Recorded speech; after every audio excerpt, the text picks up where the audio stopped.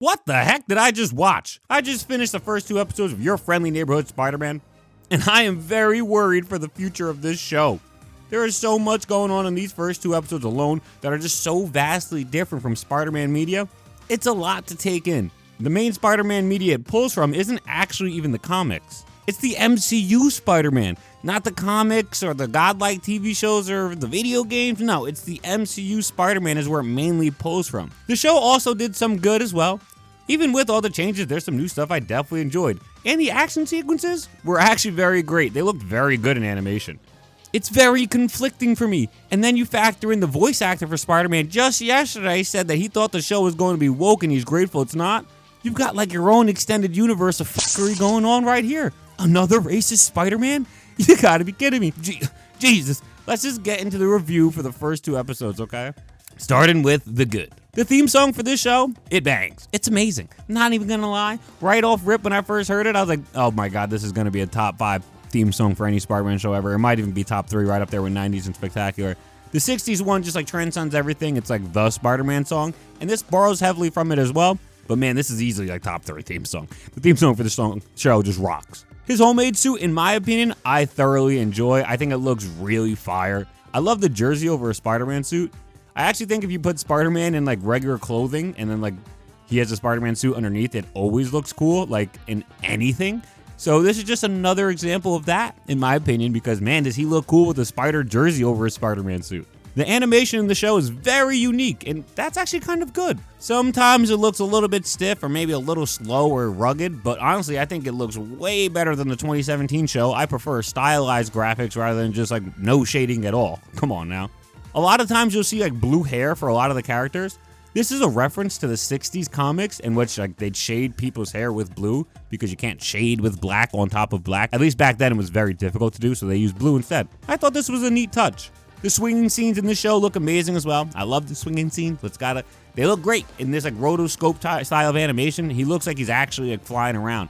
It actually looks better than most animated Spider-Man swinging. It looks really freaking good. I'm not gonna lie, I love Lonnie Lincoln's character.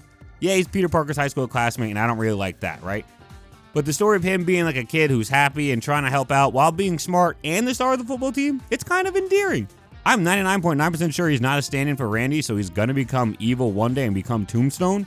But I fully expected him to be written as like a mean, dumb jock who hates Peter Parker. Instead, he's a super sweet and kind guy. He literally loves Peter Parker. And based on everything we've seen so far, the main thing that looks like it's gonna push him into being evil is the social factors that he's surrounded with. Growing up in a not-so-great neighborhood, you know, like how he's treated based on the color of his skin. These are all gonna be factors into him becoming Tombstone. And I actually think that's pretty good for the character's development instead of just him being evil. I like this much better. Also, Spider-Man is way cooler in this show than I thought he was going to be. I thought Spider-Man was going to be bumbling, fumbling, and stumbling everywhere. He wasn't going to be able to web swing. He's just going to be dog water for at least most of the show before the final episode where he maybe learned something. But that's probably just going to be the case with his actual suit. He actually seems like Spider-Man. He's fighting. He's throwing hands. He looks great out there, and especially in the animation, he looks phenomenal. The first fight when he's fighting all the thugs for Harry, it looks really great. And then he fights Butane. This fight is awesome. He like kicks him out of this building and he kicks him into a pet store. Then Spider-Man's in the pet store. He's constantly saving all of these pets while he's dodging flames and stopping all the pets from being burned as well and trying to like put them back in water like the fish if the fish are out of water. Like Spider-Man's like doing it all in this scene. I think it's really cool because it shows Spider-Man is very formidable. I feel like a lot of times in newer shows, Spider-Man's more of just like an extenuation of Peter Parker who's really just a wimp in a lot of new shows. So that's some good stuff right there. That's the good with the show. We're going to talk about the bad now. The main issues I have with the first 2 episodes. There's far too many MCU references, guys. The Queens reference, the show literally starts with it saying Queens right in the very beginning. Like, why does it have to do that? We know Spider-Man lives in Queens. This is clearly just an MCU reference from Civil War. Aunt May being hot still. She's young and hot. The bus scene, that's an MCU reference. And then at the end of the first episode, when you remember how you have like in Civil War, Iron Man's meeting May, and then Spider-Man walks in and that song is playing? This scene is actually exactly the same in animation, but with Norman Osborn meeting May. Like, Same song and everything, and the setup and everything. It's all the same. I can't fathom how they did this or why they did this. I don't understand. MCU Spider-Man is far from being touted as the most beloved Spider-Man. It's easily the least beloved out of the 3 live-action Spider-Mans also as well, because it does the least with the universe. It's the least like Spider-Man. This show just extenuates that and goes further. I really think this show would have benefited if it just did nothing like the MCU. If you didn't know, the show actually started out as like an MCU alternate what-if storyline, but then they decided to just do their own thing with it. But why not cancel all of the MCU shenanigans dealing with the show and just do your own storyline, do your own original idea, or take from the comics too. No one's going to be mad if you do that. But taking from the MCU is just like, what? What are we doing here? The spider that gives Peter Parker his powers is actually from another dimension. I also think this is really freaking stupid. In the very first episode, this symbiote monster and Doctor Strange have a battle. While this battle is happening, a spider is like spinning its web through and it's slowly coming down. Doctor Strange and the symbiote have like a really cool fight before they end up leaving, and then the spider falls down and lands on Peter and bites him. It's like just such a random change. I don't understand why they would do it. Is it really that hard to believe that a radioactive spider would just bite Peter Parker? They had to get a spider from a different universe to bite Peter Parker? We don't know where it's even going to go, where it's going to come from. We don't know if it's going to be science-based or mysticism. But this is a universe that has Iron Man, has Captain America, has Doctor Strange. So like, why is it so hard for us to believe as viewers that there would just be a spider that bit him and gave him his powers? I don't think it's that hard to believe. So I really wish the writers and the showrunners would have just did that instead of going like this very crazy convoluted route for him to get his powers and also kind of just rushing it as well. It's like somehow more convoluted and rushed than it ever was before. It makes no sense. Peter's working with Norman Osborn also. This isn't like inherently bad in the scheme of the show. Like, we don't know there's Norman Osborn. We barely even know there's Peter Parker as well. Like, it's fine for now. It's just that, like, when you read the Zeb Wells run that we just came off of in the comics, that scarred us all. It's just like, it's happening again. So, like, I was very nervous when I saw that Peter Parker was accepting a job from Norman Osborn in the very beginning. But, like, I'm going to let it slide. I'm going to let it rock. It's not the same as 616 Peter Parker. I hinted at this earlier, but we're going to actually talk about it now. A large majority of Peter Parker's actual supporting cast is missing. Like, all of them. In the MCU, he still has some of them. Like, there's Liz Allen, Betty Brant, Flash is there. Michelle Jones is supposed to be MJ. Heck, Cindy Moon is a background character. But in this show, none of them. Not even Gwen. We meet Harry for like super briefly, but as of now, he's not even friends with Peter. The only friends Peter has is Nico, the runaway, a girl named Pearl who used to babysit Peter, and then Lonnie Lincoln, otherwise known as Tombstone. Again, no MJ, no Flash, no Gwen, hardly any Harry. What are we doing here? On top of that, instead of just giving Spider-Man his own supporting cast, it feels like they gave him a supporting cast of characters that would be able to help shine light onto the rest of the Marvel Universe. And I honestly hate that. Spider-Man is not some vehicle you use to drive other fans into other characters. Like, that's not how that works. Spider-Man has his own mythos and his own storylines. Why the heck is Amadeus Cho here? Why is Nico Minoru here? There's a Wakandan student here, which also doesn't even make sense because if the show is supposed to be like a ripoff from the MCU timeline, that means Wakanda would still be isolationist at this point. It really is just not adding up here. It almost feels like they're using the show because a lot of people are going to watch it as a means to show off other parts of the MCU or just Marvel in general, and I don't care for that. Why does Spider-Man have to be an advertisement for other characters in Marvel instead of just being his own story? That's what he used to be when he became so godlike. Now we're just going to make him a freaking ad? Come on. Also, I'm going to point this out. Personally, it doesn't bother me, but I do think it's very interesting and also helps show that this show is nothing like anything in the comics. A lot of the characters are race swapped or gender swapped or both. Again, I don't really care, but like, we have a black woman who's Kurt Connors. Norman Osborn is a black man. Lonnie Lincoln is a black teen. Harry is a black teen as well. These changes aren't inherently bad, but it just feels like superfluous. Like, what is with these changes? Why make these changes? Why? I just want to know. Because to me, it only seems like they made these changes because they knew it would get the show being talked about. Like, a lot of people are going to talk about the fact that Norman Osborn's black now. People who are, like, on that side of the fandom, you know, the racists, are just going to be like, and they're not going to stop talking about the show now, and we're all going to have to deal with it. It doesn't make sense to me because it's not like they did anything with these characters besides Lonnie Lincoln inherently that I've seen so far to show off that their lives are different as this person of color or this new gender that they are in Kurt Connors' situation. This one's a little more random. I just didn't know where to put this as a critique, but like, Lonnie Lincoln is the quarterback of the team, and then they said this guy is the center for the team. Then they show a clip of them scoring a touchdown. The center throws the quarterback a ball. It's just not allowed in football. I'm not going to harp on this long. That's just not how that works. The center is not even going to be allowed to be reported as eligible to my knowledge. Like, that's just not how that works. I really don't understand how you messed that up. It's pretty simple. Just have Lonnie throw the ball to the freaking wide receiver. Or if you want to have him run the ball, quarterbacks do it all the time. but having the center throw him the ball is not how football works. Peter Parker. Peter Parker is a big issue in this show for me because he's wimpy and clumsy. I feel like a lot of protagonists over the years have become dumbed down and like made to be goofier than they ever were before. It feels like they do this to make them more relatable maybe, or something else that we're not aware of, or at least I'm not aware of.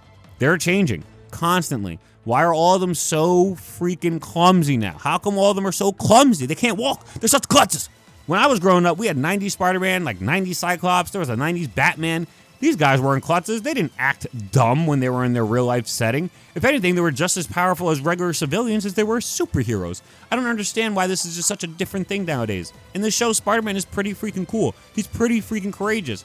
He's a little bit standoffish. He's full of himself. That's Spider-Man. That's good. I like that. How come Peter Parker is nothing like that? Peter Parker is still full of himself. Why do you think he doesn't have any friends in high school? It's because he didn't want to be friends with them either. It's not like he was shunned away. Flash Thompson actively talks about this in the comics. He says that, dude, you didn't want to hang out with us either. You were a loner as much as we didn't want to hang out with you. Like, we would invite you to stuff. I think he mentions Betty Brant was like head over heels for her in high school, or him in high school. And Peter just didn't want to go out. He didn't want to do anything. He had all these self-righteous motives because he wouldn't tell anybody, so everybody just thought he was just self-righteous kid who didn't want to see it or be seen with anybody or hang out with anybody. This is not how he is in this show at all now. Now he's just this nerdy, dorky, clumsy friend. It's like they literally sanded all the edges off of Peter and he's just dull wheel that's constantly spinning as a dork. The last major issue I have with the show, in my opinion, is Uncle Ben. Uncle Ben's not in the show, which is fine. I don't need to see Uncle Ben get killed for Spider-Man to become Spider-Man over and over again. But this show is a teenage Spider-Man in high school. And this Spider-Man is 14 years old. He hasn't been bit yet either. So Uncle Ben, in theory, you would think would be alive, considering that Uncle Ben only died when Spider-Man let the killer go, or criminal go, and then the criminal ended up killing Uncle Ben in his own home. But if none of this actually happened, then why is Uncle Ben dead, right? Also, why does Peter learn about responsibility? How does he learn about responsibility? Why is he even Spider-Man? That is a big promoting point for him, right? He didn't stop Uncle Ben's killer. Uncle Ben's killer kills Uncle Ben, realizes it's the same guy, and he's like, damn, this is all my fault. I don't understand why they didn't do this in the story. This is perfect setup for the story. Even if they didn't want to have Uncle Ben in the story, then Peter Parker should be Spider-Man, because him learning to become Spider-Man and propelling him into the Spider-Man superheroism is because of Uncle Ben. Point blank and period. There's no way around it. So that's probably my last major gripe with the show. You can really see that this is driven home, though, and I believe it's the end of the first episode, might be towards the beginning of the second episode, when Peter Parker Spider-Man catches a criminal. He returns the criminal back to the place where the criminal had stolen money from. The criminal is like, I'm sorry, I was down on my luck. I really needed the money. She's just really sad and upset. And then Spider-Man's like, yo, is it possible you can not report this one? If you want to, I'm not going to stop you. I get it. You want to report him. She did rob you. But she's just down on her luck and she just needed some money. Can we not do this? At the end of the day, I don't think this is a bad scene at all. I think Spider-Man should really want people to be better, and he should also look for the best in people, right? But I do think this inherently goes against Peter Parker and Spider-Man's message and understanding that they learned from Uncle Ben, right? Because if he's going to let this person get away without them actually being seen by the jury or anybody, a jury of their peers, then he's not being an actual superhero that he stands for. Spider-Man's not an executioner, but he's also not judge or jury. He just is stopping people and then letting the law do what they're supposed to do. At least that's what he should be doing. Again, I am not saying that Spider-Man not stopping this person is bad for the show. It just shows that this Spider-Man's young and dumb and naive and new. What makes it so bad is it clearly shows that this Spider-Man didn't learn responsibility from the Uncle Ben incident. And I don't even know how he has this responsibility bone in his body. Where does it come from? They don't tell us. That's why I think it's bad. We did the good. We talked about the fun animations and cool stuff. We did the bad. We talked about the lack of characters we actually know of from Spider-Man's mythos. We're going to do the ugly. Hudson Thames is the voice actor for Spider-Man in the show. And the day before the show came out, this was the statement he had to make. My biggest fear was the series was going to be woke. Bro, what? Huh? You going to be woke? Huh?